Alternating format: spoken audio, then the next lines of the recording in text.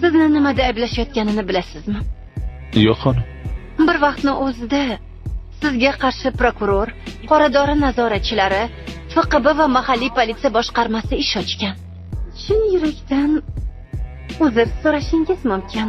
Eng yengil jazo sizni umrbodga qamash bo'ladi. Bunga aminmisiz, xonim? Ha. Prokuror xonim, siz uchun maxsus qo'ng'iroq bor. Balki go'shakni olarsiz. Yaxshi, uni bu yerdan olib chiqing.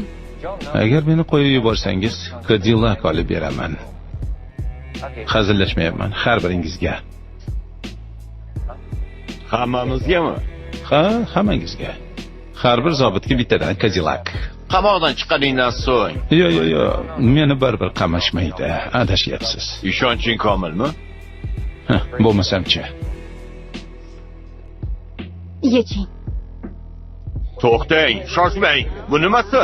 Yo'q, hamma ayblovlar olindi. Axir qanaqasiga? To'xtang. U ozod qilindi.